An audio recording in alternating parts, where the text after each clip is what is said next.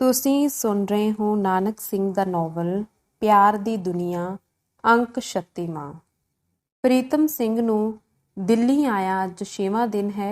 ਅੰਦਰ ਖਾਤੇ ਉਹ ਦਿਨ ਰਾਤ ਮਾਮਲੇ ਦੀ ਖੋਜ ਵਿੱਚ ਭੱਜਾ ਫਿਰਦਾ ਰਿਹਾ ਹੈ, ਪਰ ਹਜੇ ਤੀਕ ਉਸਨੇ ਖੁੱਲ੍ਹੇ ਤੌਰ ਤੇ ਮਾਮਲੇ ਨੂੰ ਹੱਥ ਪਾਉਣ ਦਾ ਹੀਆ ਨਹੀਂ ਕੀਤਾ।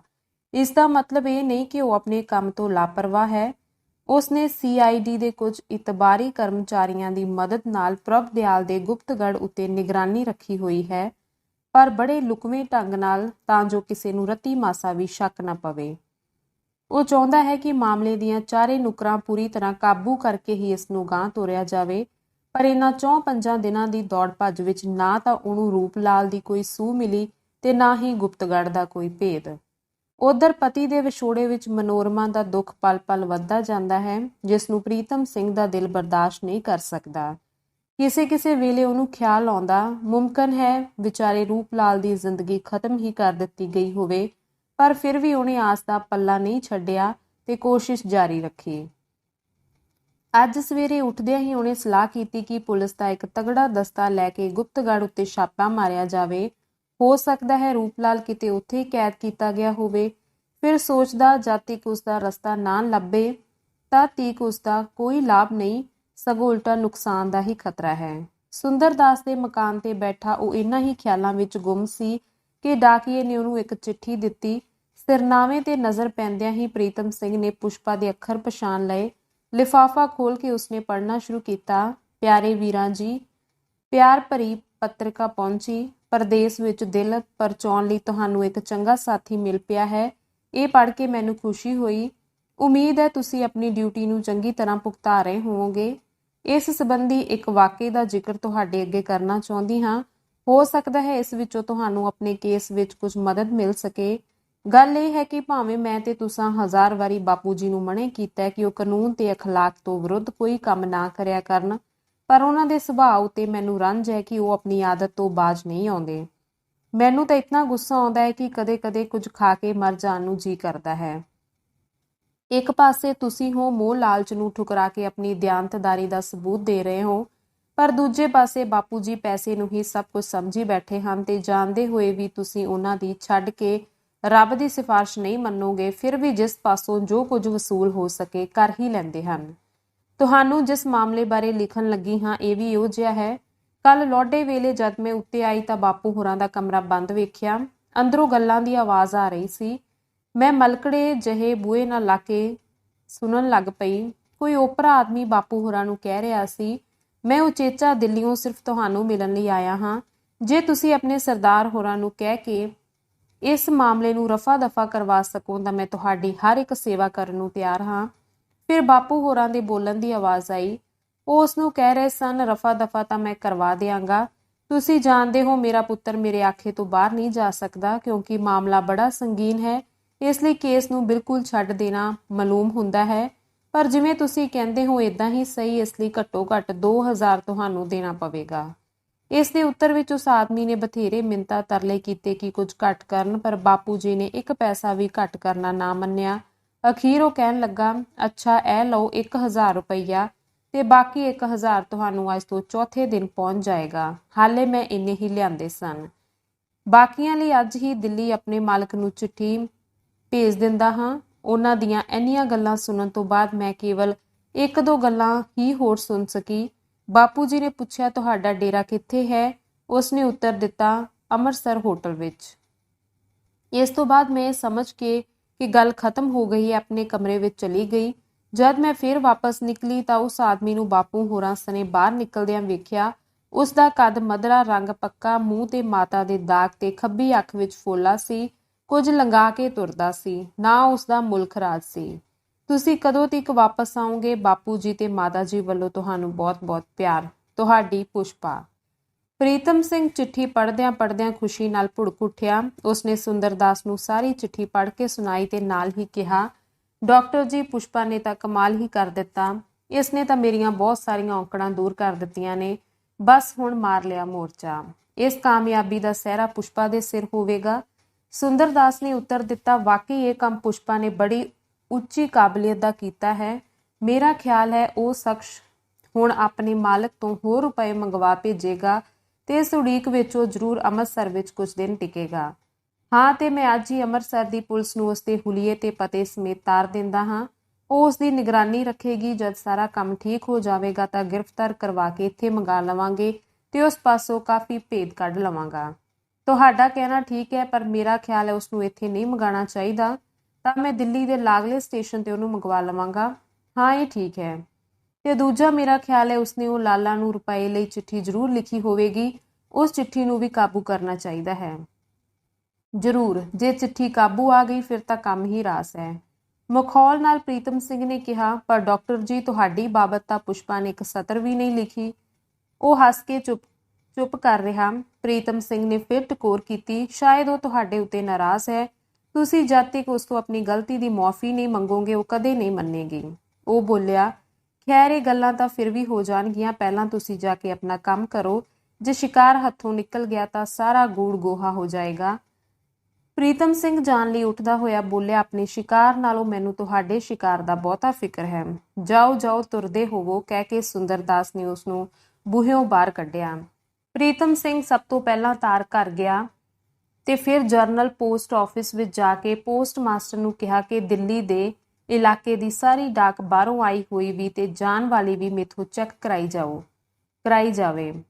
ਆਪਣੇ ਇਸ ਅਧਿਕਾਰ ਲਈ ਉਸਨੇ ਪੋਸਟ ਮਾਸਟਰ ਨੂੰ ਪੁਲਿਸ ਕਪਤਾਨ ਦੀ ਉਹ ਚਿੱਠੀ ਵਿਖਾਈ ਜਿਸ ਵਿੱਚ ਪ੍ਰੀਤਮ ਸਿੰਘ ਨੂੰ ਦਿੱਲੀ ਦੇ ਹਰ ਇੱਕ ਸਰਕਾਰੀ ਮਹਿਕਮੇ ਪਾਸੋਂ ਲੋੜੀਂਦੀ ਮਦਦ ਲੈਣ ਦੇ ਹੱਕ ਦਿੱਤੇ ਗਏ ਸਨ।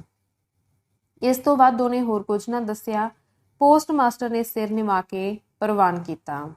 ਅੰਕ 37ਵਾਂ। ਪੁਸ਼ਪਾ ਦੀ ਚਿੱਠੀ ਨੇ ਪ੍ਰੀਤਮ ਸਿੰਘ ਦੀ ਬਹੁਤ ਸਾਰੀ ਚਿੰਤਾ ਦੂਰ ਕਰ ਦਿੱਤੀ ਹੈ। ਲੋੜ ਅਨੁਸਾਰ ਉਸਨੇ ਸਾਰੇ ਇੰਤਜ਼ਾਮ ਮੁਕੰਮਲ ਕਰ ਲਏ ਹਨ ਤੇ ਸੰਤ ਓਮਕਾਰ ਨਾਥ ਦਾ ਪਤਾ ਕਰਨ ਲਈ ਵੀ ਉਸਨੇ ਅੰਮ੍ਰਿਤਸਰ ਦੀ ਪੁਲਿਸ ਨੂੰ ਟੈਲੀਫੋਨ ਦੁਆਰਾ ਸਭ ਕੁਝ ਸਮਝਾ ਦਿੱਤਾ ਹੈ। ਮੁਲਕ ਰਾਜ ਬਾਬਤ ਤਾਂ ਉਸਨੂੰ ਅੰਮ੍ਰਿਤਸਰੋਂ ਟੈਲੀਫੋਨ ਉੱਤੇ ਜਵਾਬ ਵੀ ਆ ਗਿਆ ਹੈ ਕਿ ਇਸ ਹੁਲੀਏ ਦਾ ਆਦਮੀ ਠੀਕ ਅੰਮ੍ਰਿਤਸਰ ਹੋਟਲ ਵਿੱਚ ਠਹਿਰਿਆ ਹੋਇਆ ਹੈ, ਜਿਸ ਉੱਤੇ ਬਕਾਇਦਾ ਨਿਗਰਾਨੀ ਰੱਖੀ ਜਾ ਰਹੀ ਹੈ। ਉਸਨੇ ਵੀ ਤਾਕੀਦ ਕਰ ਘੱਲੀ ਕਿ ਮੁਲਕ ਰਾਜ ਦੇ ਹਰ ਇੱਕ ਕੰਮ ਦੀ ਤੇ ਹਰ ਥਾਂ ਆਉਣ ਜਾਣ ਦੀ ਰਿਪੋਰਟ ਉਹਨੂੰ ਦਿੱਤੀ ਜਾਵੇ। ਦੁਪਹਿਰਾਂ ਵੇਲੇ ਜਦੋਂ ਉਹ ਮਕਾਨ ਤੇ ਬੈਠਾ ਕਈ ਤਰ੍ਹਾਂ ਦੇ ਖਿਆਲਾਂ ਦੀ ਤਾਣੀ ਵਿੱਚ ਭੜਕ ਰਿਹਾ ਸੀ ਕਿ ਸੁੰਦਰਦਾਸ ਅੰਦਰ ਆਉਂਦਾ ਦਿਸਿਆ ਤੇ ਉਹ ਇਕੱਲਾ ਨਹੀਂ ਸੀ, ਉਸ ਦੇ ਨਾਲ ਇੱਕ ਤੀਵੀਂ ਸੀ। ਸੁੰਦਰਦਾਸ ਨੇ ਆਉਂਦਿਆਂ ਹੀ ਤੀਵੀਂ ਨੂੰ ਆਦਰ ਨਾਲ ਬੈਠਣ ਲਈ ਕਿਹਾ ਤੇ ਉਹ ਭੁੰਜੇ ਹੀ ਬੈਠ ਗਈ। ਉਸ ਦਾ ਡਰਾਉਣਾ ਹੁਲੀਆ ਵੇਖ ਕੇ ਇਹੋ ਜਾਪਦਾ ਸੀ ਕਿ ਮੁਸੀਬਤਾਂ ਤੇ ਦੁੱਖਾਂ ਦੀ ਕੋਈ ਭਿਆਨਕ ਤਸਵੀਰ ਹੈ। ਉਸ ਦੀ ਉਮਰ ਦਾ ਅੰਦਾਜ਼ਾ ਲਾਉਣਾ ਸੁਖਾਲਾ ਨਹੀਂ ਸੀ। ਉਸ ਦੀਆਂ ਟੋਇਆਂ ਵਿੱਚ ਧਸੀਆਂ ਅੱਖਾਂ ਤੇ ਭੁੱਖ ਦੁੱਖ ਤੇ ਸਰਦੀ ਨਾਲ ਪਤਝੜ ਦੀ ਸਖਣੀ ਟਹਿਣੀ ਵਰਗੇ ਅੰਗ ਵੇਖਣ ਤੋਂ ਇਹੋ ਜਾਪਦਾ ਸੀ ਕਿ ਇਸ ਉੱਤੇ ਜਵਾਨੀ ਦੀ ਬਹਾਰ ਕਦੇ ਆਈ ਹੀ ਨਹੀਂ। ਸੁੰਦਰਦਾਸ ਨੇ ਦੱਸਿਆ ਕਿ ਉਹ ਅਵਾਰਾ ਹਾਲਤ ਵਿੱਚ ਬਾਜ਼ਾਰਾਂ ਗਲੀਆਂ ਵਿੱਚ ਪਈ ਫਿਰਦੀ ਸੀ ਤੇ ਰਾਹ ਜਾਂਦਿਆਂ ਨੂੰ ਪੁੱਛ ਰਹੀ ਸੀ, ਥਾਣਾ ਕਿਹੜੇ ਪਾਸੇ ਹੈ, ਕਚਹਿਰੀ ਨੂੰ ਕਿਹੜਾ ਰਾਹ ਜਾਂਦਾ ਹੈ, ਪਰ ਕੋਈ ਇਸ ਦੀਆਂ ਗੱਲਾਂ ਦਾ ਉੱਤਰ ਨਹੀਂ ਸੀ ਦਿੰਦਾ। ਸਾਰੇ ਇਸ ਨੂੰ ਸ਼ੁਦੈਨ ਸਮਝ ਕੇ ਹੱਸ ਕੇ ਜਾਂ ਮਖੌਲ ਕਰਕੇ ਲੰਘ ਜਾਂਦੇ ਸਨ। ਮੈਂ ਜਦ ਇਸ ਦੇ ਨੇੜਿਓਂ ਲੰਘਿਆ ਤਾਂ ਮੇਰੇ ਉੱਤੇ ਵੀ ਇਸ ਨੇ ਇਹੋ ਸਵਾਲ ਕੀਤਾ। ਇਸ ਦੀ ਆਵਾਜ਼ ਵਿੱਚ ਘਬਰਾਹਟ ਤੇ ਬੇਚਾਰਗੀ ਸੀ। ਮੈਂ ਇਸ ਨੂੰ ਟਾਲ ਨਾ ਸਕਿਆ। ਖੜਾ ਹੋ ਗਿਆ ਤੇ ਇਸ ਨੂੰ ਪੁੱਛਿਆ ਕਿ ਇਹ ਕਾਹਦੇ ਲਈ ਪੁਲਿਸ ਜਾਂ ਕਚਹਿਰੀ ਦਾ ਪਤਾ ਪੁੱਛਦੀ ਹੈ। ਮੇਰੇ ਪ੍ਰਸ਼ਨ ਦੇ ਉੱਤਰ ਵਿੱਚ ਇਹ ਬੇਤਹਾਸ਼ਾ ਕਿਸੇ ਨੂੰ ਗਾਲਾਂ ਕੱਢਣ ਲੱਗ ਪਈ ਤੇ ਉਸ ਦੇ ਜ਼ੁਲਮਾਂ ਦਾ ਵਰਣਨ ਬੜੇ ਬੇਤਰਤੀਬੇ ਢੰਗ ਨਾਲ ਕਰਨ ਲੱਗੀ। ਮੈਂ ਇਸ ਨੂੰ ਧੀਰਜ ਦਿੱਤਾ ਤੇ ਇਸ ਦਾ ਦੁੱਖ ਦੂਰ ਕਰਨ ਦਾ ਇਕਰਾਰ ਕਰਕੇ ਇਹਨੂੰ ਨਾਲ ਲੈ ਆਇਆ ਹਾਂ। ਖਾਸ ਕਰਕੇ ਮੈਨੂੰ ਇਸ ਦੀ ਹਾਲਤ ਇਸ ਲਈ ਵਧੇਰੇ ਤਰਸਯੋਗ ਜਾਪੀ ਕਿ ਤੇ ਉਹ ਚੁੱਪ ਹੋ ਗਿਆ, ਪਰ ਪ੍ਰੀਤਮ ਸਿੰਘ ਬਿਨਾਂ ਦੱਸਿਆਂ ਹੀ ਸਮਝ ਗਿਆ। ਉਸਨੇ ਇੱਕ ਵਾਰੀ ਫਿਰ ਘੋਖ ਭਰੀ ਨਜ਼ਰ ਨਾਲ ਉਸਦੇ ਸਰੀਰ ਵੱਲ ਤੱਕਿਆ। ਪ੍ਰੀਤਮ ਸਿੰਘ ਨੇ ਸੁੰਦਰਦਾਸ ਦੀਆਂ ਗੱਲਾਂ ਸੁਣਨ ਮਗਰੋਂ ਫਿਰ ਉਸਨੂੰ ਸਿਰ ਤੋਂ ਪੈਰਾਂ ਤੱਕ ਤੱਕਿਆ। ਉਹ ਭਾਵੇਂ ਪਾਗਲ ਨਹੀਂ ਸੀ, ਪਰ ਪਾਗਲਾਂ ਨਾਲੋਂ ਘੱਟ ਵੀ ਨਹੀਂ ਸੀ ਜਾਪਦੀ। ਉਸ ਦਾ ਖਿਲਰਿਆ ਹੋਇਆ ਝਾਟਾ, ਤਣੀਆਂ ਹੋਈਆਂ ਅੱਖਾਂ, ਰੁਲਿਆ ਹੋਇਆ ਚਿਹਰਾ ਤੇ ਮਿੱਟੀ ਘੱਟੇ ਨਾਲ ਭਰੇ ਹੋਏ ਕੱਪੜੇ ਉਸਦੇ ਪਾਗਲ ਹੋਣ ਦੀ ਸ਼ਾਦੀ ਦਿੰਦੇ ਸਨ। ਉਸਦੇ ਹੱਥ ਝਰੀਟੇ ਹੋਏ, ਉਂਗਲਾਂ 'ਚੋਂ ਕਈ ਥਾਈਂ ਲਹੂ ਸਿੰਮਿਆ ਹੋਇਆ ਵੇਖ ਕੇ ਮਾਲੂਮ ਹੁੰਦਾ ਸੀ ਜਿਵੇਂ ਕੰਡਿਆਲੀਆਂ ਝਾੜੀਆਂ ਨਾਲ ਖਹਿੰਦੀ ਅਥਵਾ ਇੱਟਾਂ ਰੋੜੇ ਕੁੱਟਦੀ ਆਈ ਹੈ। ਭਾਵੇਂ ਉਸਦੇ ਸਰੀਰ ਉੱਤੇ ਜਵਾਨੀ ਦਾ ਕੋਈ ਚਿੰਨ੍ਹ ਨਹੀਂ ਸੀ, ਤਾਂ ਵੀ ਇੱਕ ਸਿਆਣਾ ਆਦਮੀ ਉਹਨੂੰ ਵੇਖ ਕੇ ਅੰਦਾਜ਼ਾ ਲਾ ਸਕਦਾ ਸੀ ਕਿ ਉਹਦੀ ਉਮਰ 20-25 ਵਰ੍ਹਿਆਂ ਤੋਂ ਵਧੇਕ ਨਹੀਂ। ਉਸਦੇ ਸਰੀਰ ਤੇ ਪਿਲਤਨ ਵਰਤੀ ਹੋਈ ਸੀ। ਇਸ ਪਿਲਤਨ ਦਾ ਕਾਰਨ ਉਸਦੀ ਮੁਸੀਬਤ ਜ਼ਿੰਦਗੀ ਤੋਂ ਛੁੱਟ ਇੱਕ ਹੋਰ ਵੀ ਜਾਪਦਾ ਸੀ ਤੇ ਇਸ ਕਾਰਨ ਨੂੰ ਕੋਈ ਵੀ ਤੀਵੀਂ ਕਿਸੇ ਸਿਆਣੇ ਦੀਆਂ ਨਜ਼ਰਾਂ ਤੋਂ ਲੁਕਾ ਨਹੀਂ ਸਕਦੀ, ਭਾਵੇਂ ਉਹ 1000 ਕੋਸ਼ਿਸ਼ ਕਰੇ। ਪ੍ਰੀਤਮ ਸਿੰਘ ਨੇ ਉਸਨੂੰ ਆਦਰ ਨਾਲ ਕਿਹਾ, ਬੈਠ ਜਾ ਬੀਬੀ, ਕਿੱਥੇ ਰਹਿਨੀ ਏ ਤੂੰ? ਇਸ ਆਦਰ ਤੋਂ ਸੰਤੁਸ਼ਟ ਹੋ ਕੇ ਤੀਵੀਂ ਨੇ ਸਿਰ ਝੁਕਾਇਆ, ਪਰ ਮੂੰਹੋਂ ਕੁਝ ਨਾ ਬੋਲੀ। ਸੁੰਦਰਦਾਸ ਤੀਵੀਆਂ ਦੀ ਫਿਤਰਤ ਤੋਂ ਅਣਜਾਣ ਨਹੀਂ ਸੀ। ਉਹ ਜਾਣਦਾ ਸੀ ਕਿ ਤੀਵੀਂ ਨੂੰ ਦਿਲ ਦਾ ਭੇਦ ਖੋਲ੍ਹਣ ਲਈ ਇਕੱਲ ਦੀ ਲੋੜ ਹੁੰਦੀ ਹੈ। ਉਹ ਬਾਹਰ ਚਲਾ ਗਿਆ। ਪ੍ਰੀਤਮ ਸਿੰਘ ਨੇ ਉਹਨੂੰ ਪੁੱਛਿਆ, ਤੇਰਾ ਨਾਂ ਕੀ ਹੈ ਬੀਬੀ? ਉੱਤਰ ਦੇਣ ਦੀ ਥਾਂ ਉਸਨੇ ਪ੍ਰੀਤਮ ਸਿੰਘ ਉੱਤੇ ਪ੍ਰਸ਼ਨ ਕੀਤਾ, ਮੈਂ ਠਾਣੇ ਜਾਣਾ ਹੈ। ਤੁਹਾਨੂੰ ਪਤਾ ਹੈ ਠਾਣਾ ਕਿੱਧਰ ਏ? ਮੈਨੂੰ ਪਤਾ ਹੈ, ਪਰ ਤੂੰ ਜੋ ਕੁਝ ਕਹਿਣਾ ਚਾਹੁੰਦੀ ਏ ਮੈਨੂੰ ਹੀ ਦੱਸ ਦੇ। ਮੈਂ ਵੀ ਇੱਕ ਥਾਣੇਦਾਰ ਹਾਂ। ਇਤਬਾਰ ਨਾ ਕਰਨ ਦਾ ਕੋਈ ਕਾਰਨ ਨਹੀਂ ਸੀ, ਜਦ ਕਿ ਪ੍ਰੀਤਮ ਸਿੰਘ ਦੇ ਓਵਰਕੋਟ ਥੱਲੇ ਚਮਕ ਰਹੀ ਬੈਲਟ ਉਸਨੇ ਵੇਖ ਲਈ ਸੀ। ਤੁਸੀਂ ਥਾਣੇਦਾਰ ਹੋ? ਹੈਰਾਨੀ ਨਾਲ ਤੱਕ ਕੇ ਉਸਨੇ ਪੁੱਛਿਆ। ਹਾਂ, ਪ੍ਰੀਤਮ ਸਿੰਘ ਬੋਲਿਆ। ਤੇ ਤੂੰ ਕਿੱਥੇ ਰਹਿਨੀ ਏ? ਕਿਤੇ ਨਹੀਂ। ਮਤਲਬ? ਉਸਨੇ ਕੋਈ ਉੱਤਰ ਨਾ ਦਿੱਤਾ, ਪਰ ਉਸਦੇ ਵਹਿ ਰਹੇ ਅਥਰੂਆਂ ਤੋਂ ਪ੍ਰੀਤਮ ਸਿੰਘ ਨੇ ਉਸਦੇ ਦਿਲ ਦੀ ਪੀੜ ਦਾ ਅੰਦਾਜ਼ਾ ਲਾ ਲਿਆ। ਉਹ ਬੋਲਿਆ, ਬੀਬੀ ਤੂੰ ਆਪਣਾ ਹਾਲ ਦੱਸ, ਮੈਂ ਤਨੋਂ ਮਨੋਂ ਤੇਰੀ ਮਦਦ ਕਰਨ ਦਾ ਇਕਰਾਰ ਕਰਦਾ ਹਾਂ। ਵੀਰ ਜੀ, ਉਹ ਠੰਡਾ ਸਾਹ ਭਰ ਕੇ ਬੋਲੀ, ਜਦ ਕਿਸਮਤ ਹੀ ਮੇਰੀ ਮਦਦ ਨਹੀਂ ਕਰਦੀ ਤਾਂ ਤੁਸੀਂ ਕੀ ਮਦਦ ਕਰੋਗੇ? ਪਰ ਕਿਸਮਤ ਦਾ ਇਸ ਵਿੱਚ ਕੀ ਕਸੂਰ, ਜਦ ਹੱਥੀਂ ਪਾਈਆਂ ਗੰਢਾਂ ਮੈਨੂੰ ਦੰਦਾਂ ਨਾਲ ਖੋਲਣੀਆਂ ਪੈ ਰਹੀਆਂ ਨੇ। ਕੁਝ ਚਿਰ ਉਹ ਚੁੱਪ ਬੈਠੀ ਰਹੀ, ਸ਼ਾਇਦ ਸੋਚਦੀ ਰਹੀ ਕਿ ਗੱਲ ਨੂੰ ਕਿਹੜੇ ਢੰਗ ਨਾਲ ਸ਼ੁਰੂ ਕਰੇ। ਫਿਰ ਬੋਲੀ, ਅੰਮ੍ਰਿਤਸਰ ਦੇ ਸਰਦਾਰ ਹੋਰਾਂ ਨੂੰ ਤੁਸੀਂ ਜਾਣਦੇ ਹੋ? ਪ੍ਰੀਤਮ ਸਿੰਘ ਨੂੰ ਹਾਸਾ ਆ ਗਿਆ। ਬਿਨਾਂ ਨਾਂ ਦੱਸਣ ਤੋਂ ਮੈਂ ਕਿਵੇਂ ਜਾਣ ਸਕਦਾ ਹਾਂ? ਅੰਮ੍ਰਿਤਸਰ ਵਿੱਚ ਹਜ਼ਾਰਾਂ ਸਰਦਾਰ ਵਸਦੇ ਨੇ, ਜਿਹੜੇ ਲਖਨਊ ਵਿੱਚ ਜੱਜ ਸਨ। ਪ੍ਰੀਤਮ ਸਿੰਘ ਨੂੰ ਕਿਸੇ ਭੁੱਲੀ ਹੋਈ ਗੱਲ ਦਾ ਚੇਤਾ ਆ ਗਿਆ। ਉਹ ਕਹਿਣ ਲੱਗਾ, ਤੁਸੀਂ ਸਰਦਾਰ ਉਜਾਗਰ ਸਿੰਘ ਹੋਰਾਂ ਦੀ ਗੱਲ ਤੇ ਨਹੀਂ ਕਰਦੇ? ਜੀ ਹਾਂ, ਉਹ, ਉਸਨੇ ਹੌਂਕਾ ਭਰ ਕੇ ਕਿਹਾ। ਉਹਨਾਂ ਬਾਬਤ ਤਾਂ ਮੈਂ ਥੋੜਾ ਚਿਰ ਹੋਇਆ ਹੈ ਇੱਕ ਵਾਰੀ ਅਖਬਾਰ ਵਿੱਚ ਪੜ੍ਹਿਆ ਸੀ ਕਿ ਕਿਸੇ ਨੇ ਉਹਨਾਂ ਨੂੰ ਕਤਲ ਕਰ ਦਿੱਤਾ ਸੀ ਤੇ ਉਹਨਾਂ ਦੀ ਧਰਮ ਪਤਨੀ।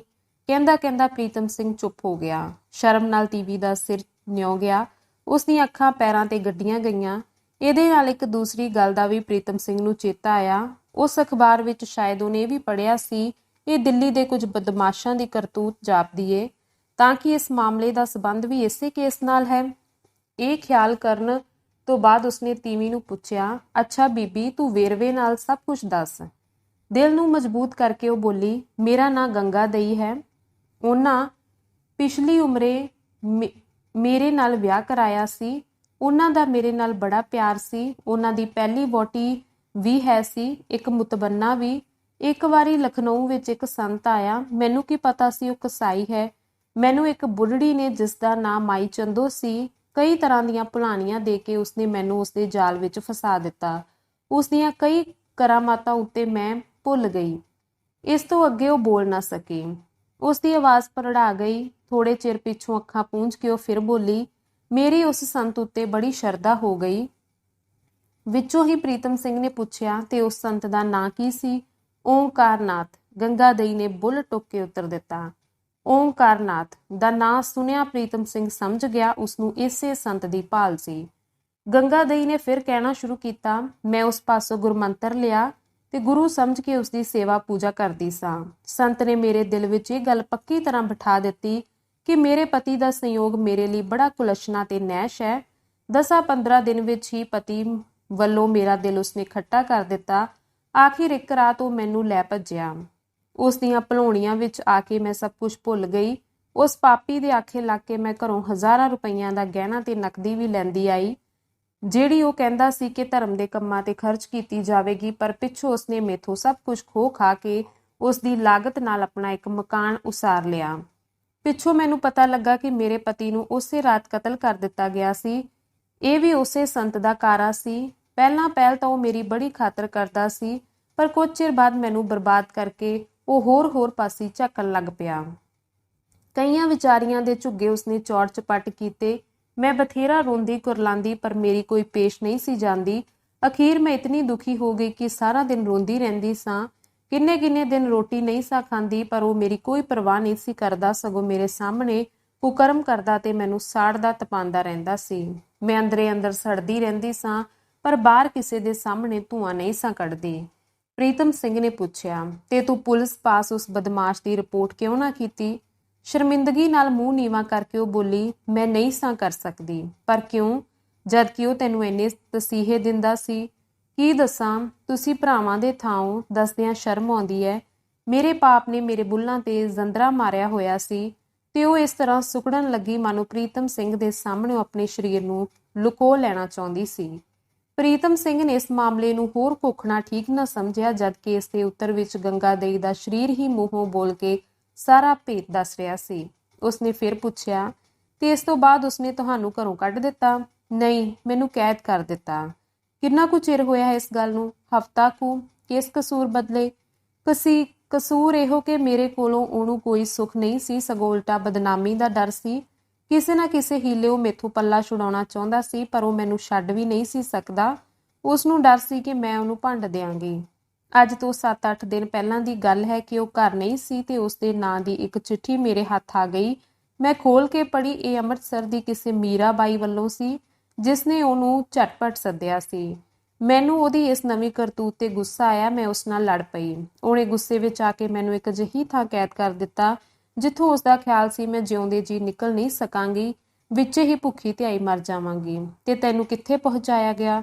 ਮੈਨੂੰ ਕੋਈ ਪਤਾ ਨਹੀਂ। ਜਿਸ ਵੇਲੇ ਉਹ ਮੈਨੂੰ ਧੱਕਾ ਦੇ ਕੇ ਕਮਰੇ ਵਿੱਚ ਰੋਂਦੀ ਕੁਰਲਾਂਦੀ ਸੁੱਟ ਗਿਆ ਸੀ, ਉਸ ਤੋਂ ਮਗਰੋਂ ਉਹਦੇ 2 ਚੇਲੇ ਕਮਰੇ ਵਿੱਚ ਆਏ। ਉਹਨਾਂ ਨੇ ਰੱਸੀ ਨਾਲ ਮੇਰੀਆਂ ਲੱਤਾਂ ਬਾਹਾਂ ਬੰਨ੍ਹ ਦਿੱਤੀਆਂ ਤੇ ਕੋਈ ਦਵਾਈ ਸੁੰਘਾ ਕੇ ਮੈਨੂੰ ਬੇਹੋਸ਼ ਕਰ ਦਿੱਤਾ। ਫਿਰ ਜਦ ਮੈਨੂੰ ਹੋਸ਼ ਆਈ ਤਾਂ ਮੈਂ ਆਪਣੇ ਆਪ ਨੂੰ ਇੱਕ ਹਨੇਰੇ ਤੇ ਗੰਦੇ ਸਲਾਬੇ ਤਹਿਖਾਨੇ ਵਿੱਚ ਦੇਖਿਆ। ਮੈਂ ਬਥੇਰਾ ਰੋਂਦੀ ਕਰਲਾਂਦੀ ਸਾਂ, ਪਰ ਉੱਥੇ ਸੁਣਨ ਵਾਲਾ ਕੌਣ ਸੀ? 2 ਦਿਨ ਮੈਂ ਉਸੇ ਤਰ੍ਹਾਂ ਭੁੱਖਿਆਂ ਧਿਆਹਾਂ ਬਿਤਾਏ। ਉੱਥੇ ਮੈਂ ਨਾ ਕਿਸੇ ਮਨੁੱਖ ਦੀ ਸ਼ਕਲ ਵੇਖੀ ਤੇ ਆਵਾਜ਼ ਸੁਣੀ। ਬਾਹਰ ਨਿਕਲਣ ਨੂੰ ਕੋਈ ਰਸਤਾ ਨਹੀਂ ਸੀ, ਨਾ ਕਿਤੋਂ ਹਵਾ ਚਾਨਣ ਆਉਣ ਨੂੰ ਰਸਤਾ ਸੀ। ਸਲਾਬੇ ਦੀ ਮੁਸ਼ਕ ਨਾਲ ਮੇਰਾ ਗਲਾ ਘੁਟਿੰਦਾ ਸੀ। ਅਖੀਰ ਟਟੋਲਦਿਆਂ ਉਸ ਲੋਹੇ ਦੀ ਮੋਟੀ ਸੀਕ ਉੱਤੇ ਮੇਰਾ ਹੱਥ ਗਿਆ। ਇਹ ਇੱਕ ਕੰਧ ਵਿੱਚ ਗੱਡੀ ਹੋਈ ਸੀ ਤੇ ਕੁਝ ਹਿਲਦੀ ਸੀ। ਮੈਂ ਦੋਹਾਂ ਹੱਥਾਂ ਨਾਲ ਉਸ ਨੂੰ ਉਖੇੜਨਾ ਸ਼ੁਰੂ ਕੀਤਾ ਤੇ ਘੰਟੇ ਕੁ ਦੀ ਕੋਸ਼ਿਸ਼ ਨਾਲ ਉਹ ਪੁੱਟ ਗਈ। ਮੈਂ ਉਸ ਕੰਧ ਦੇ ਹੇਠਲੇ ਸਿਰੇ ਨੂੰ ਪਾੜ ਲਾਉਣ ਦੀ ਸਲਾਹ ਕੀਤੀ। ਇੱਕ ਥਾਂ ਬਹੁਤ ਕਲਰੀ ਸੀ, ਉੱਥੇ ਹੀ ਮੈਂ ਸੀਖ ਨਾਲ ਪੁੱਟਣਾ ਸ਼ੁਰੂ ਕਰ ਦਿੱਤਾ। ਮੇਰਾ ਖਿਆਲ ਸੀ ਜੇ ਇਸ ਕੰਧ ਤੋਂ ਦੁਸਾਰ ਪਾਰ ਛੇਕ ਹੋ ਗਿਆ ਤਾਂ ਬਾਹਰ ਨਿਕਲਣ ਨੂੰ ਰਸਤਾ ਮਿਲ ਸਕੇਗਾ, ਪਰ ਉਹ ਕੰਧ ਸੀ ਕਿ ਖਬਰੇ ਪਹਾੜੀ। ਇੱਟਾਂ ਰੋੜੇ ਕੱਢ ਕੇ ਮੈਂ ਢੇਰ ਲਾ ਦਿੱਤਾ, ਪਰ ਕੋਈ ਰਾਹ ਨਾ ਲੱਭਾ। ਫਿਰ ਵੀ ਮੈਂ ਹੌਸਲਾ ਨਾ ਛੱਡਿਆ ਤੇ ਰੋਂਦੀ ਕੁਰਲਾਂਦੀ ਲੱਗੀ ਰਹੀ। ਮੈਨੂੰ ਇਹ ਵੀ ਡਰ ਸੀ ਕਿ ਜੇ ਕਿਸੇ ਮੈਨੂੰ ਕੰਧ ਪੁੱਟਦੀ ਨੂੰ ਵੇਖ ਲਿਆ ਤਾਂ ਖਬਰੇ ਕੀ ਹਾਲ ਕਰੇ। ਮੇਰੀ ਸਲਾਹ ਸੀ ਕਿ ਮੈਂ ਰਾਤ ਨੂੰ ਹੀ ਇਹ ਕੰਮ ਕਰਿਆ ਕਰਾਂ, ਪਰ ਉੱਥੇ ਇਤਨਾ ਹਨੇਰਾ ਸੀ ਕਿ ਮੈਨੂੰ ਦਿਨ ਰਾਤ ਦਾ ਕੋਈ ਫਰਕ ਨਹੀਂ ਸੀ ਜਾਪਦਾ। 3 ਦਿਨ ਮੈਂ ਪੁੱਟਦੀ ਰਹੀ। ਮੇਰਾ ਦਮ ਹਾਰ ਚੁੱਕਾ ਸੀ। ਹੱਥਾਂ ਨੂੰ ਛਾਲੇ ਪੈ ਗਏ ਤੇ ਉਂਗਲਾਂ ਵਿੱਚੋਂ ਲਹੂ ਵਗਣ ਲੱਗਾ। ਹਾਰ ਹੁੱਟ ਕੇ ਮੈਂ ਇਸ ਕੰਮ ਨੂੰ ਛੱਡ ਹੀ ਦੇਣ ਲੱਗੀ ਸਾਂ ਕਿ ਮੈਨੂੰ ਉਸ ਪਾੜ ਵਿੱਚੋਂ ਜਰਾ ਕੁ ਜਿੰਨਾ ਚਾਨਣ ਦਿਸਿਆ। ਇੱਕ ਵਾਰੀ ਫਿਰ ਮੈਨੂੰ ਆਸ ਬੱਝੀ। ਚੀਸਾ ਪੈਂਦੇ ਹੱਥਾਂ ਵਿੱਚ ਮੈਂ ਫਿਰ ਸੀਖ ਫੜੀ, ਪਰ ਬਾਹਾਂ ਵਿੱਚ ਖੱਲੀਆਂ ਪੈ ਗਈਆਂ ਸਨ। ਫਿਰ ਵੀ ਮੈਂ ਕਿਸੇ ਤਰ੍ਹਾਂ ਕੁਝ ਇੱਟਾਂ ਹੋਰ ਪੁੱਟੀਆਂ। ਜਿਉਂ-ਜਿਉਂ ਮੈਂ ਪੁੱਟਦੀ ਜਾਂਦੀ ਸਾਂ, ਚਾਨਣ ਵਧੀਕ ਹੁੰਦਾ ਜਾਂਦਾ ਸੀ। ਚਾਨਣ ਅੰਦਰ ਆਉਣ ਕਰਕੇ ਜਦ ਮੇਰੀ ਨਜ਼ਰ ਉਸ ਕੋਠੜੀ ਵਿੱਚ ਪਈ ਤਾਂ ਡਰ ਨਾਲ ਮੇਰੀਆਂ ਚੀਕਾਂ ਨਿਕਲ ਗਈਆਂ। 2-3 ਥਾਈਂ ਮੈਨੂੰ ਕੁਝ ਦਿਸਿਆ। ਕੋਲ ਜਾ ਡਿੱਠਾ ਇਹ ਲੋਥਾਂ ਸਨ। ਲੋਥਾਂ ਨਹੀਂ, ਹੱਡੀਆਂ ਦੇ ਪਿੰਜਰ। ਡਰ ਤੇ ਹੌਲ ਨਾਲ ਮੇਰਾ ਕਲੇਜਾ ਨਿਕਲਣ ਲੱਗਾ। ਮੈਂ ਫਿਰ ਉਸੇ ਪਾੜ ਕੋਲ ਆਈ ਤੇ ਥੋੜ੍ਹੀ ਜਿਹੀ ਹੋਰ ਮਿਹਨਤ ਕਰਨ ਤੋਂ ਬਾਅਦ ਉਸ ਵਿੱਚ ਆਦਮੀ ਦੇ ਨਿਕਲਣ ਜੋਗਾ ਰਸਤਾ ਹੋ ਗਿਆ। ਮੈਂ ਲੰਮੇ ਪੈ ਕੇ ਪਿੰਡਾ ਝਰੀਟਦੀ ਹੋਈ ਕਿਸੇ ਤਰ੍ਹਾਂ ਬਾਹਰ ਨਿਕਲੀ। ਬਾਹਰ ਦੀ ਸੱਜਰੀ ਹਵਾ ਲੱਗਣ ਨਾਲ ਮੇਰੀ ਕੁਛ ਹੋਸ਼ ਫਿਰੀ। ਉਸ ਵੇਲੇ ਸ਼ਾਮ ਦਾ ਵੇਲਾ ਸੀ। ਹਰ ਪਾਸੇ ਕੰਡਿਆਲੀਆਂ, ਝਾੜੀਆਂ ਤੇ ਖੋਲੇ ਦਿਖਾਈ ਦਿੰਦੇ ਸਨ। ਰਾਹ ਕਿਤੇ ਨਹੀਂ ਸੀ ਲੱਭਦਾ। ਮੈਨੂੰ ਡਰ ਸੀ ਮਤਾ ਪਿੱਛੋਂ ਕੋਈ ਆ ਕੇ ਮੈਨੂੰ ਫੜ ਲਵੇ। ਲਾਗੇ ਜਮਨਾ ਦਾ ਕੰਢਾ ਸੀ। ਮੈਂ ਝਟ ਕੁ ਕੰਢੇ ਤੇ ਬੈਠ ਕੇ ਸਾਹ ਲਿਆ ਤੇ ਫਿਰ ਉੱਠ ਕੇ ਤੁਰ ਪਈ। ਰਾਤ ਹੁੰਦਿਆਂ ਤੀਕ ਮੈਂ ਇੱਕ ਸੜਕ ਤੇ ਜਾ ਪੁੱਜੀ ਤੇ ਉਸੇ ਸੜਕ ਤੁਰਨ ਲੱਗੀ। ਥੋੜ੍ਹੀ ਦੂਰ ਜਾ ਕੇ ਮੈਨੂੰ ਇੱਕ ਕਾਰਖਾਨੇ ਦੀ ਚਿਮਨੀ ਨਜ਼ਰ ਆਈ। ਉਸੇ ਪਾਸੇ ਤੁਰ ਪਈ। ਉੱਥੇ ਕੁਝ ਮਜ਼ਦੂਰਾਂ ਦੇ ਕੁਆਟਰ ਸਨ। ਮੈਂ ਰਾਤ ਕੱਟਣ ਲਈ ਸੋਚ ਰਹੀ ਸਾਂ। ਸ਼ਹਿਰ ਪਹੁੰਚਣ ਲਈ ਉਸ ਵੇਲੇ ਮੇਰੇ ਵਿੱਚ ਹਿੰਮਤ ਬਾਕੀ ਨਹੀਂ ਸੀ। ਇੱਕ ਪੁਰਾਣੇ ਜਿਹੇ ਠਾਕੁਰ ਦੁਆਰੇ ਦਾ ਕਲਸ਼ ਮੈਨੂੰ ਦੂਰੋਂ ਨਜ਼ਰੀ ਆਇਆ। ਉੱਥੇ ਪਹੁੰਚ ਕੇ ਵੇਖਿਆ ਇੱਕ ਬੁੱਢੇ ਪੁਜਾਰੀ ਤੋਂ ਬਿਨਾਂ ਉੱਥੇ ਹੋਰ ਕੋਈ ਨਹੀਂ ਸੀ। ਉਸਨੇ ਮੈਨੂੰ ਆਸਰਾ ਦਿੱਤਾ ਤੇ ਰਾਤ ਮੈਂ ਇੱਕ ਤੂੜੀ ਵਾਲੀ ਕੋਠੜੀ ਵਿੱਚ ਕੱਟੀ। ਪ੍ਰਭਾਤ ਵੇਲੇ ਉੱਥੋਂ ਨਿਕਲ ਕੇ ਸ਼ਹਿਰ ਵੱਲ ਤੁਰ ਪਈ। ਮੈਂ ਥਾਣੇ ਪਹੁੰਚ ਕੇ ਉਸ ਪਖੰਡੀ ਸੰਤ ਦੀ ਭੰਡੀ ਪਿੱਟਣਾ ਚਾਹੁੰਦੀ ਸਾਂ। ਸ਼ਹਿਰ ਵਿੱਚ ਪਹੁੰਚ ਕੇ ਮੈਂ ਬਥੇਰੇ ਲੋਕਾਂ ਨੂੰ ਰਾਹ ਪੁੱਛਿਆ, ਪਰ ਜਿਸ ਪਾਸੋਂ ਪੁੱਛਦੀ ਉਹ ਮੈਨੂੰ ਸ਼ੁਦੈਣ ਸਮਝ ਕੇ ਮਖੌਲ ਕਰਕੇ ਜਾਂ ਬਿਨਾਂ ਕੁਝ ਕਹੇ ਹੀ ਤੁਰ ਜਾਂਦਾ। ਕਈ ਥਾਈਂ ਤਾਂ ਮੇਰਾ ਮਗਰ ਢਾਣੀਆਂ ਲੱਗ ਤੁਰੀਆਂ, ਪਰ ਭਲਾ ਹੋਵੇ ਉਹਨਾਂ ਦਾ ਜਿਨ੍ਹਾਂ ਮੈਨੂੰ ਇੱਥੇ ਤੀਕ ਪਹੁੰਚਾਇਆ। ਗੰਗਾ ਦਈ ਦੀ ਦੁੱਖ ਭਰੀ ਕਹਾਣੀ ਸੁਣ ਕੇ ਪ੍ਰੀਤਮ ਸਿੰਘ ਕੰਬ ਉੱਠਿਆ। ਕਲਯੁਗੀ ਅਵਤਾਰਾਂ ਉੱਤੇ ਉਹਨੂੰ ਕ੍ਰੋਧ ਆ ਰਿਹਾ ਸੀ, ਜਿਨ੍ਹਾਂ ਦੇ ਹੌਸਲੇ ਇੱਥੋਂ ਤੀਕ ਵੱਧ ਗਏ ਸਨ। ਮਨੋਰਮਾ ਤੇ ਸੁੰਦਰ ਦਾਸ ਪਾਸੋਂ ਤਹਿਖਾਨੇ ਦਾ ਹਾਲ ਉਹ ਅੱਗੇ ਹੀ ਸੁਣ ਚੁੱਕਾ ਸੀ। ਉਸਨੇ ਗੰਗਾ ਦੇਈ ਨੂੰ ਹੌਸਲਾ ਦਿੰਦਿਆਂ ਕਿਹਾ, ਅੱਛਾ ਬੀਬੀ, ਕੋਈ ਫਿਕਰ ਨਾ ਕਰ, ਮੈਂ ਉਸਨੂੰ 1-2 ਦਿਨਾਂ ਵਿੱਚ ਹੀ ਗ੍ਰਿਫਤਾਰ ਕਰ ਲਵਾਂਗਾ। ਉਸਨੇ ਸਿਰਫ ਤੇਰੇ ਨਾਲ ਹੀ ਜ਼ੁਲਮ ਨਹੀਂ ਕੀਤਾ, ਹੋਰ ਵੀ ਬਹੁਤ ਕਾਰੇ ਕਰ ਚੁੱਕਾ ਹੈ ਤੇ ਕਰ ਰਿਹਾ ਹੈ। ਪਰ ਮੈਨੂੰ ਹੈਰਾਨੀ ਹੈ ਕਿ ਜਦ ਉਸ ਦੁਸ਼ਟ ਨੇ ਤੈਨੂੰ ਲਖਨਊ ਤੋਂ ਇੱਥੇ ਲਿਆਂਦਾ, ਤੇਰੇ ਪਤੀ ਨੂੰ ਕਤਲ ਕਰਵਾ ਦਿੱਤਾ ਤੇ ਤੇਰਾ ਮਾਲ ਵੀ ਹੜਪ ਕਰ ਲਿਆ, ਫਿਰ ਵੀ ਤੂੰ ਪੁਲਿਸ ਵਿੱਚ ਰਿਪੋਰਟ ਨਾ ਕੀਤੀ। ਇੱਕ ਹਟਕੋਰਾ ਭਰ ਕੇ ਗੰਗਾ ਦੇਈ ਬੋਲੀ, ਭਰਾ ਜੀ, ਤੁਸੀਂ ਨਹੀਂ ਜਾਣਦੇ ਉਹਨੇ ਮੇਰੇ ਦਿਲ ਤੇ ਕੀ ਡਰ ਬਿਠਾਏ ਹੋਏ ਸਨ ਤੇ ਮੈਨੂੰ ਕਿਤਨੀ ਚੌਕਸੀ ਨਾਲ ਰੱਖਿਆ ਹੋਇਆ ਸੀ। ਮੈਂ ਉਸਦੇ ਵਿਰੁੱਧ ਕੁਝ ਨਹੀਂ ਸਾਂ ਕਰ ਸਕਦੀ। ਜੇ ਕਰਦੀ ਤਾਂ ਇਸ ਦਾ ਫਲ ਮੈਨੂੰ ਹੀ ਭੁਗਤਣਾ ਪੈਣਾ ਸੀ। ਮੈਂ ਪੂਰੀ ਤਰ੍ਹਾਂ ਉਸਦੀ ਮੁੱਠ ਵਿੱਚ, ਉਸਦੇ ਕਾਬੂ ਵਿੱਚ ਸਾਂ। ਮੇਰੀ ਇੱਜ਼ਤ ਵੀ, ਮੇਰੇ ਲਈ ਹੋਰ ਕੋਈ ਠਾਰ ਨਹੀਂ ਸੀ। ਮੇਰਾ ਖਿਆਲ ਸੀ ਜੇ ਮੈਂ ਝੱਖ ਮਾਰ ਬੈਠੀ ਹਾਂ ਤਾਂ ਇਸ ਦੇ ਆਸਰੇ ਬੈਠ ਕੇ ਦਿਨ ਕੱਟੀ ਕਰਦੀ ਜਾਵਾਂਗੀ, ਪਰ ਮੈਨੂੰ ਕੀ ਪਤਾ ਸੀ। ਤੇ ਗੰਗਾ ਦੇਈ ਦਾ ਗਲਾ ਭਰ ਆਇਆ। ਪ੍ਰੀਤਮ ਸਿੰਘ ਨੇ ਫਿਰ ਪੁੱਛਿਆ, ਪਰ ਤੇਰੇ ਵਾਰਸਾਂ ਨੇ ਕੋਈ ਪਿੱਛਾ ਨਾ ਕੀਤਾ? ਪਿੱਛਾ ਕਿਸ ਕਰਨਾ ਸੀ? ਪਿੱਛਾ ਕਰਨ ਵਾਲੇ ਨੂੰ ਉਸੇ ਰਾਤ ਕਤਲ ਕਰ ਦਿੱਤਾ ਗਿਆ। ਬਾਕੀ ਰਹੀ ਮੇਰੀ ਸੌਕਣ ਤੇ ਉਸਦਾ ਮੁਤਬੰਨਾ, ਉਹਨਾਂ ਦੀ ਤਾਂ ਸਗੋਂ ਰੱਬ ਨੇ ਸੁਣੀ। ਜਿਸ ਗੱਲਾਂ ਦੀਆਂ ਉਹ ਸੁਖਣਾ ਸੁਖਦੇ ਸਨ ਉਹੀ ਹੋ ਗਈ। ਫਿਰ ਉਹਨਾਂ ਨੂੰ ਕੀ ਲੋੜ ਪਈ ਸੀ ਮੇਰਾ ਪਿੱਛਾ ਕਰਨ ਦੀ? ਨਾਲੇ ਉਸ ਪਾਪੀ ਸੰਤ ਨੇ ਇਹ ਕੰਮ ਐਸੀ ਸਫਾਈ ਨਾਲ ਕੀਤਾ ਕਿ ਉਸ ਉੱਤੇ ਕਿਸੇ ਨੂੰ ਸ਼ੱਕ ਹੋ ਹੀ ਨਹੀਂ ਸੀ ਸਕਦਾ। ਕੋਈ ਭਾਵੇਂ 1000 ਕਹਿੰਦਾ, ਮੈਂ ਵੀ ਭਾਵੇਂ ਦਿਲ ਚੀਰ ਕੇ ਵਿਖਾ ਦਿੰਦੀ, ਕੋਈ ਮੰਨ ਨਹੀਂ ਸਕਦਾ ਕਿ ਐਡਾ ਮਹਾਪੁਰਸ਼ ਇਹੋ ਜਿਹੇ ਕੰਮ ਕਰ ਸਕਦਾ ਏ। ਤੇ ਜੇ ਕੋਈ ਪੁਲਿਸ ਵਿੱਚ ਰਿਪੋਰਟ ਕਰ ਦਿੰਦਾ ਤਾਂ ਵੀ ਉਸਦੀਆਂ ਬਾਹਾਂ ਇੰਨੀਆਂ ਲੰਬੀਆਂ ਸਨ ਕਿ ਪੁਲਿਸ ਉਹਦੇ ਵੱਲ ਤੱਕਣ ਦਾ ਹੀਆ ਨਾ ਕਰ ਸਕਦੀ। ਪ੍ਰੀਤਮ ਸਿੰਘ ਨੇ ਪੁੱਛਿਆ, ਤੇ ਅੱਜ ਕੱਲ੍ਹ ਉਹ ਕਿੱਥੇ ਹੈ? ਇੱਥੋਂ ਪਤਾ ਲੱਗਾ ਹੈ ਕਿ ਕਈਆਂ ਦਿਨਾਂ ਤੋਂ ਕਿਧਰੇ ਚਲਾ ਗਿਆ ਹੈ। ਮੇਰੇ ਖਿਆਲ ਵਿੱਚ ਉਹ ਜ਼ਰੂਰ ਅੰਮ੍ਰਿਤਸਰ ਗਿਆ ਹੋਵੇਗਾ, ਉਸੇ ਮੀਰਾਬਾਈ ਨੂੰ ਫਸਾਉਣ ਲਈ। ਤੈਨੂੰ ਪਤਾ ਹੈ ਅੰਮ੍ਰਿਤਸਰ ਜਾ ਕੇ ਉਹ ਕਿੱਥੇ ਟਿਕਦਾ ਏ? ਜੇ ਉਹ ਭਵਾਨੀ ਦੇ ਮੰਦਿਰ ਵਿੱਚ ਰਹਿੰਦਾ ਹੈ, ਉੱਥੇ ਉਹਦੀ ਪਖੰਡ ਦੀ ਦੁਕਾਨ ਚੰਗੀ ਚੱਲਦੀ ਏ। ਅੱਛਾ, ਤੇ ਹੋਰ ਉਹਦੀ ਬਾਬਤ ਤੈਨੂੰ ਕੀ ਪਤਾ ਹੈ? ਉਹਦੀਆਂ ਕਰਤੂਤਾਂ ਦਾ ਕੋਈ ਅੰਤ ਨਹੀਂ। ਉਸਨੇ ਕਈ ਘਰ ਬਰਬਾਦ ਕੀਤੇ, ਕਈਆਂ ਦੀਆਂ ਜਾਇਦਾਦਾਂ ਪਚਾਈਆਂ ਨੇ। ਗੰਗਾ ਦੇਈ ਨੇ ਫਿਰ ਦੱਸਣਾ ਸ਼ੁਰੂ ਕੀਤਾ। ਆਪਣੇ ਸੰਤ ਪੁਣੇ ਦੇ ਅਡੰਬਰ ਨੂੰ ਚਲਾਉਣ ਲਈ ਉਸਨੇ ਬੜੇ ਢੰਗ ਰਚੇ ਹੋਏ ਨੇ। ਸਭ ਤੋਂ ਵੱਡਾ ਢੰਗ ਹੈ ਉਸ ਪਾਸ ਕਰਾਮਾਤਾਂ ਵਿਖਾਉਣ ਦਾ, ਜਿਨ੍ਹਾਂ ਨੂੰ ਵੇਖ ਸੁਣ ਕੇ ਦੁਨੀਆ ਵਹੀਰਾਂ ਪਾ ਕੇ ਉਹਦੇ ਵੱਲ ਖਿੱਚੀ ਆਉਂਦੀ ਹੈ। ਜਿਸ ਸ਼ਹਿਰ ਉਸਨੇ ਜਾਣਾ ਹੁੰਦਾ ਹੈ, ਕੁਝ ਦਿਨ ਪਹਿਲਾਂ ਉੱਥੇ ਆਪਣੇ ਏਜੰਟਾਂ ਤੇ ਮਾਈ ਚੰਦੋ ਵਰਗੀਆਂ ਫੱਫੇ ਕੁੱਟਣੀਆਂ ਨੂੰ ਭੇਜ ਦਿੰਦਾ ਹੈ। ਉਹ ਉੱਥੇ ਜਾ ਕੇ ਵੱਖੋ ਵੱਖਰੀਆਂ ਆਬਾਦੀਆਂ ਜਾਂ ਗਲੀ ਮੁਹੱਲਿਆਂ ਵਿੱਚ ਕੁਝ ਚਿਰ ਮਕਾਨ ਕਿਰਾਏ ਲੈ ਕੇ ਰਹਿ ਪੈਂਦੇ ਨੇ।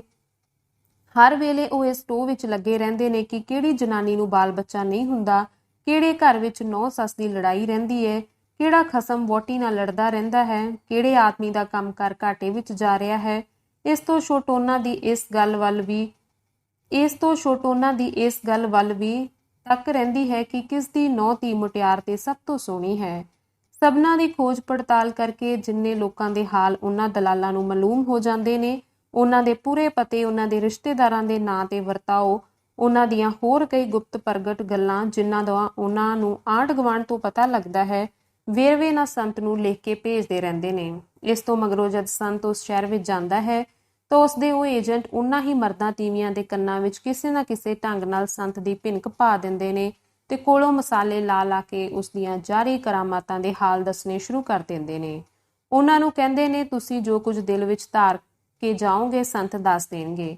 ਫਲਾਨੀਏ, ਤੂੰ ਇਹ ਧਾਰ ਕੇ ਜਾਈਂ ਕਿ ਮੈਨੂੰ ਧਨ ਦੀ ਪ੍ਰਾਪਤੀ ਹੋਵੇ। ਤੇ ਆਪ ਉਹ ਏਜੰਟ ਉਹ ਧਾਰੀਆਂ ਹੋਈਆਂ ਗੱਲਾਂ ਅਗੇਤਰੇ ਹੀ ਜਾ ਕੇ ਸੰਤ ਨੂੰ ਦੱਸ ਆਉਂਦੇ ਨੇ। ਜਿਸ ਦਿਨ ਕਿਸੇ ਇਹੋ ਜਿਹੇ ਸਵਾਲੀ ਨੇ ਆਉਣਾ ਹੁੰਦਾ ਹੈ, ਅੱਗੋਂ ਹੀ ਸੰਤ ਉਸ ਬਾਬਤ ਸਭ ਕੁਝ ਯਾਦ ਕਰ ਲੈਂਦਾ ਹੈ ਤੇ ਉਸ ਆਉਂਦੇ ਨੂੰ ਹੀ ਸਮਾਧੀ ਦਾ ਪਖੰਡ ਬਣਾ ਕੇ ਸਭ ਉਹ ਗੱਲਾਂ ਦੱਸ ਦਿੰਦਾ ਹੈ।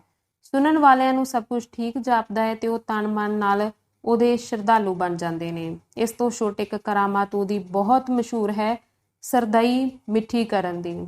ਭਰਨੇ ਨਾਲ ਉਹ ਖੰਡ ਦਾ ਸੱਤ ਮਲ ਕੇ ਕਿੱਲੀ ਨਾਲ ਟੰਗ ਛੱਡਦਾ ਹੈ ਤੇ ਮਗਰੋਂ ਫਿੱਕੀ ਸਰਦਈ ਨੂੰ ਉਸੇ ਪਰਨੇ ਵਿੱਚ ਪੁਣ ਕੇ ਮਿੱਠੀ ਕਰ ਦਿੰਦਾ ਹੈ। ਇਸ ਤਰ੍ਹਾਂ ਫੁੱਲਾਂ ਦੀ ਵਰਖਾ ਤੇ ਦੇਵੀ ਪ੍ਰਗਟ ਕਰਨ ਦੇ ਉਹਨੇ ਕਈ ਤਰੀਕੇ ਜਾਰੀ ਕੀਤੇ ਹੋਏ ਨੇ। ਗੰਗਾ ਦੇਈ ਦਾ ਬਿਆਨ ਸੁਣਨ ਤੋਂ ਬਾਅਦ ਉਸਨੂੰ ਪੂਰੀ ਤਰ੍ਹਾਂ ਤਸੱਲੀ ਦੇ ਕੇ ਸੰਤ ਨੂੰ ਗ੍ਰਿਫਤਾਰ ਕਰਨ ਦੀ ਜ਼ਿੰਮੇਵਾਰੀ ਆਪਣੇ ਉੱਤੇ ਲੈ ਕੇ ਪ੍ਰੀਤਮ ਸਿੰਘ ਨੇ ਸੁੰਦਰ ਦਾਸ ਨੂੰ ਸੱਦਿਆ। ਉਸ ਨਾਲ ਸਲਾਹ ਕੀਤੀ ਕਿ ਗੰਗਾ ਦੇਈ ਦੇ ਰਹਿਣ ਲਈ ਲਾਗੇ ਹੀ ਹਾਲੇ ਇੱਕ ਛੋਟੇ ਮੋਟੇ ਮਕਾਨ ਦਾ ਪ੍ਰਬੰਧ ਕੀਤਾ ਜਾਵੇ, ਕਿਉਂਕਿ ਇੱਕ ਤਾਂ ਉਸ ਦੀ ਸਹਾਇਤਾ ਕਰਨੀ ਉਸਨੇ ਆਪਣਾ ਅਖਲਾਕੀ ਫਰਜ਼ ਸਮਝਿਆ, ਦੂਸਰਾ ਆਪਣੇ ਕੰਮ ਵਿੱਚ ਉਹਨੂੰ ਗੰਗਾ ਦੇਈ ਪਾਸੋਂ ਕਈ ਤਰ੍ਹਾਂ ਦੀ ਮਦਦ ਮਿਲਣ ਦੀ ਉਮੀਦ ਸੀ। ਗੰਗਾ ਦੇਈ ਦੀ ਰਿਹਾਇਸ਼ ਤੇ ਉਸ ਲਈ ਲੋੜੀਂਦੇ ਸਮਾਨ ਦੀ ਜ਼ਿੰਮੇਵਾਰੀ ਸੁੰਦਰ ਦਾਸ ਨੂੰ ਸੌਂਪ ਕੇ ਪ੍ਰੀਤਮ ਸਿੰਘ ਉਸੇ ਵੇਲੇ ਪੁਲਿਸ ਦੇ ਹੈੱਡ ਆਫਿਸ ਵਿੱਚ ਚਲਾ ਗਿਆ। ਕਿਉਂਕਿ ਸੰਤ ਦੀ ਗ੍ਰਿਫਤਾਰੀ ਲਈ ਤੇ ਹੋਰ ਕਈਆਂ ਜ਼ਰੂਰੀ ਕੰਮਾਂ ਲਈ ਉਸਨੇ ਝਟਪਟ ਇੰਤਜ਼ਾਮ ਕਰਨਾ ਸੀ। ਖਾਸ ਕਰਕੇ ਰੂਪਲਾਲ ਦੀ ਚਿੰਤਾ ਉਹਨੂੰ ਪਰੇਸ਼ਾਨ ਕਰ ਰਹੀ ਸੀ। ਅੰਕ 38ਵਾਂ। ਅੰਮ੍ਰਿਤਸਰ ਦੀਆਂ ਮਾਈਆਂ ਬਾਰੇ ਕਿਹਾ ਜਾਂਦਾ ਹੈ ਕਿ ਸਤਸੰਗ ਤੇ ਸ਼ਰਧਾ ਭਗਤੀ ਦਾ ਉਹਨਾਂ ਨੂੰ ਵਰ ਹੈ। ਖਾਸ ਕਰਕੇ ਸਾਧਾ ਸੰਤਾਂ ਦੀ ਸੇਵਾ ਕਰਨ ਵਿੱਚ ਤਾਂ ਅਦੁੱਤੀ ਹਨ। ਇਹੋ ਕਾਰਨ ਹੈ ਕਿ ਅੰਮ੍ਰਿਤਸਰ ਦੀਆਂ ਮਾਈਆਂ ਉੱਤੇ ਸੰਤਾਂ ਮਹਾਤਮਾ ਦੀ ਕਿਰਪਾ ਦ੍ਰਿਸ਼ਟੀ ਮਰਦ ਸ਼ਰਧਾਲੂਆਂ ਨਾਲੋਂ ਬਹੁਤ ਵਧੇਕ ਹੁੰਦੀ ਹੈ, ਕਿਉਂਕਿ ਇਹਨਾਂ ਸੰਤਾਂ ਨੂੰ ਵਿਆਹ ਕਰਾਉਣ ਦੀ ਉਹਨਾਂ ਦੀ ਸੰਸਥਾ ਵੱਲੋਂ ਖੁੱਲ੍ਹ ਨਹੀਂ ਹੁੰਦੀ। ਇਸ ਲਈ ਮਾਈਆਂ ਉੱਤੇ ਉਹਨਾਂ ਦੀ ਵਧੇਰੇ ਤੱਕ ਰਹਿੰਦੀ ਹੈ। ਤੁਸੀਂ ਅੰਮ੍ਰਿਤਸਰ ਦੇ ਕਈਆਂ ਅਖਾੜਿਆਂ, ਡੇਰਿਆਂ ਤੇ ਪੂਜਾ ਸਥਾਨਾਂ ਵੱਲ ਨਜ਼ਰ ਮਾਰ ਕੇ ਵੇਖੋ। ਕੁਝ ਇੱਕ ਨੂੰ ਛੱਡ ਕੇ ਬਾਕੀਆਂ ਵਿੱਚ ਤੁਹਾਨੂੰ ਇਹੋ ਨਜ਼ਾਰਾ ਦਿਸੇਗਾ। ਆਮ ਤੌਰ ਤੇ ਹਰ ਇੱਕ ਸੰਤ ਮਹੰਤ ਤੇ ਜਥੇਦਾਰ ਦੀ ਰਾਖੀ ਲਈ ਕੋਈ ਨਾ ਕੋਈ ਖਾਨਦਾਨੀ ਘਰ ਦੀ ਚੌਕੀਦਾਰ ਤੁਸੀਂ ਜ਼ਰੂਰ ਉੱਥੇ ਵੇਖੋਗੇ। ਇਹਨਾਂ ਵਿੱਚੋਂ ਕਈ ਤਾਂ ਇਹੋ ਜਿਹੇ ਮਹਾਂਪੁਰਸ਼ ਹਨ ਜਿਹੜੇ ਗਰਮ ਤੇ ਠੰਡੀਆਂ ਪੁਸ਼ਾਕੀਆਂ ਵਾਂਗ ਹਰ ਨਵੀਂ ਰੁੱਤੇ ਆਪਣੀਆਂ ਪਹਿਰੇਦਾਰਨਾਂ ਬਦਲਦੇ ਰਹਿੰਦੇ ਹਨ। ਹੈਰਾਨੀ ਵਾਲੀ ਗੱਲ ਹੈ ਕਿ ਇੰਨੀਆਂ ਹੇੜਾਂ ਦੀਆਂ ਹੇੜਾਂ ਆ ਕਿੱਥੋਂ ਜਾਂਦੀਆਂ ਨੇ ਉਹਨਾਂ ਪਾਸ, ਜਦਕਿ ਵਿਚਾਰੇ ਗ੍ਰਹਿਸਤੀਆਂ ਨੂੰ ਸਾਰੀ ਉਮਰ ਵਿੱਚ ਇਹ ਕਦ ਵੀ ਮੁਸ਼ਕਲ ਨਾਲ ਹੀ ਪ੍ਰਾਪਤ ਹੁੰਦੀ ਹੈ। ਇਸ ਦਾ ਉੱਤਰ ਕਿਸੇ ਰਸਕ ਕਵੀ ਨੇ ਕੇਵਲ 2 ਤੁਕਾਂ ਵਿੱਚ ਹੀ ਦੇ ਛੱਡਿਆ ਹੈ। ਮਾਈਆਂ ਗਾਈਆਂ ਬਾਬੂ ਬੈਲ, ਸੰਤ ਸਾਹਣ ਵਿੱਚ ਕਰਦੇ ਸੈਲ। ਮਾਈ ਮੀਰਾ ਬਾਈ ਅੰਮ੍ਰਿਤਸਰੀਏ ਇੱਕ ਲੱਖਪਤੀ ਦੀ ਵਿਧਵਾ ਹੈ ਤੇ ਆਪਣੀ ਸਾਰੀ ਧਨ ਸੰਪੱਤੀ ਦੀ ਮਾਲਕ ਹੈ।